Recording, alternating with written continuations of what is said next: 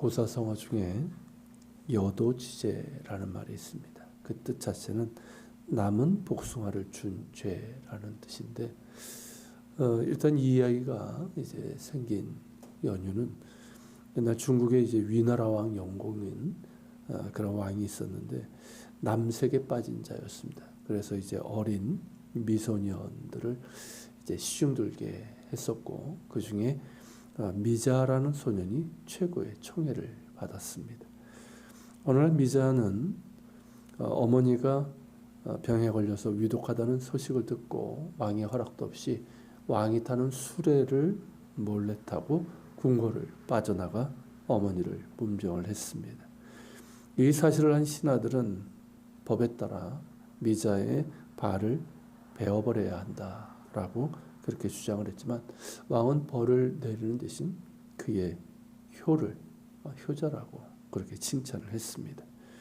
또 한 번은 왕을 수행하고 과수원에 갔다가 미자는 복숭아를 한 입을 베어 먹고는 너무나 맛있어서 자신이 먹던 복숭아를 왕에게 건넸습니다. 이를 본 신하들은 이게 불경한 거라고 그러면서 불경죄로 다스리라고 목소리를 높였지만, 왕은 이 또한 나를 생각하는 정이 깊은 탓에 맛있는 것을 혼자 먹지 않고 내게 준 것이라 하면서 오히려 미자를 칭찬을 했습니다. 그러나 세월이 흘러서 미자의 아름다움이 시들자 왕의 총애도 멀어졌습니다.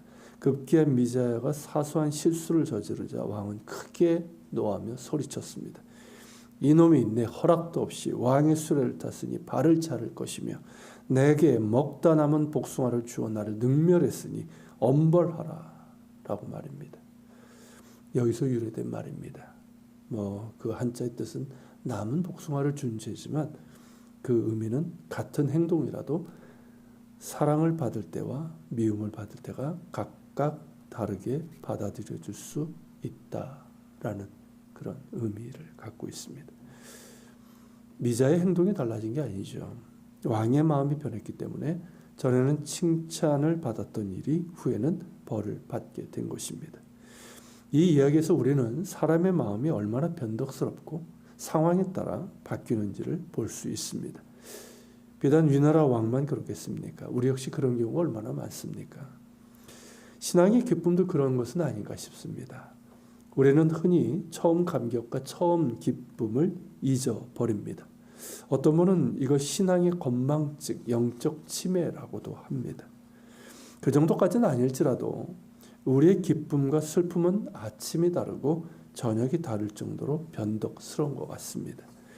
그런데 우리는 빌립보서에서 항상 기뻐하라는 말을 듣습니다. 기뻐하되 항상 기뻐하라는 겁니다. 어떻게 그럴 수 있을까요?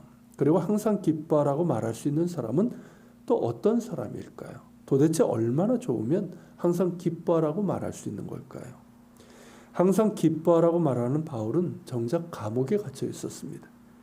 금방 보석으로 풀려날 것이 뻔히 아는 어느 재벌 회장님 정도라면야 감옥에 갇혀 있을 때도 회심의 미소를 지을 수 있겠지만, 바울은 추위와 고문의 후유증으로 고통스러워하며 자신의 죽음을 예감하고 있었습니다. 게다가 그가 목숨을 바쳐서 세운 교회는 불순한 자들이 끼어들어와서 분파와 다툼이 일어났습니다. 이처럼 바울이 처한 상황은 기쁨이 아니라 슬픔이었고, 희망이 아니라 좌절이었으며, 찬가가 아니라 애가를 부를 그런 자리였습니다. 그런데도 바울은 항상 기뻐하라고 말하고 있고 자신도 기쁨 가운데 있다고 말하고 있습니다. 이것이 어떻게 가능할까요? 도대체 어떤 이유로 이런 상황에서 기뻐할 수 있는 걸까요? 바울은 자신이 주 안에, 그리스도 안에 있다라고 말합니다. 자신의 몸은 평안한 자리에 있을 때도 있고 고통스러운 자리에 있을 때도 있지만 그와 상관없이 자신은 항상 주 안에 있다라고 말입니다. 바로 이것이 비결입니다. 바울은 항상 주 안에, 항상 예수 그리스도 안에 있었습니다.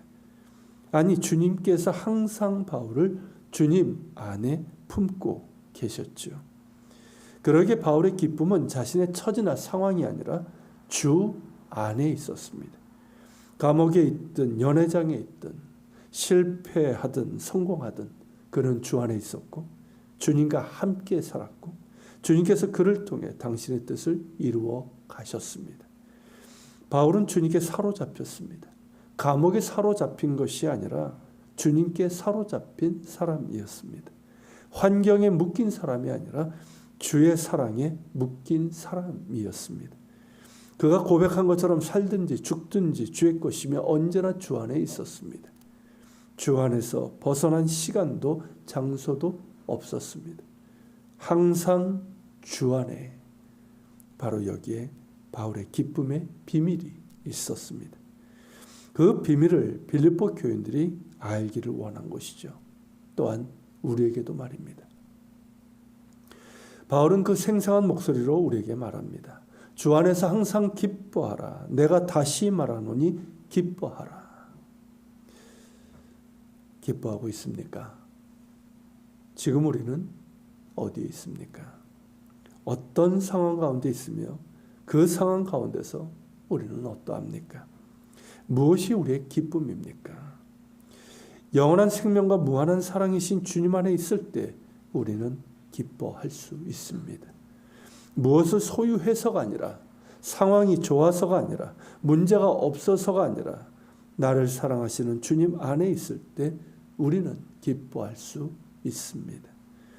그 기쁨은 소유를 뛰어넘습니다. 상황에 묶이지 않습니다. 문제가 나를 지배하지 못하게 합니다. 오직 주님께만 속해 있고 주의 사랑에 묶여 있기에 기뻐할 수 있는 기쁨입니다. 주님께서 그 사랑의 손으로 나를 붙잡고 계심을 알기에 기뻐할 수 있는 것이죠. 주 안에 있을 때 우리는 안전할 수 있고 자유할 수 있고 담대할 수 있으며 기뻐할 수 있습니다. 그렇게 내가 주님 안에 있을수록, 주님과 더욱 친밀한 교제 가운데 있을수록, 그리고 주님의 뜻에 기쁨으로 순종하며 살아갈수록 주 안에 있는 기쁨은 더욱 깊어지고 바울처럼 항상 기뻐할 수 있게 됩니다. 기뻐하십시오. 주 안에서 기뻐하십시오. 주 안에서 항상 기뻐하십시오. 주님께서는 우리와 함께 하시기 위해 이 땅에 오셨습니다. 주님을 기다리는 이 성탄의 절기에 우리는 오롯이 주 안에 있습니다. 함께 기도합시다. 사랑하는 주님, 죄와 슬픔이 가득한 세상에 살면서 주님을 기다립니다. 그러나 기뻐하게 하옵소서. 우리가 어디에 있든지 무엇을 하든지 주님 안에 있게 하옵소서. 우리가 성공하든 실패하든 살든 죽든 다만 주 안에 있게 하옵소서. 더욱 주님 안에 있게 하시고 주님과 함께 살게 하시고 주님 뜻에 기쁨으로 순종하며 살아가는 가운데 주님 안에 있는 기쁨을 언제나 누리게 하여 주옵소서. 우리의 영원한 기쁨이 되시는 예수 그리스도의 이름으로 기도합니다. 아멘. 계속해서 기도합니다.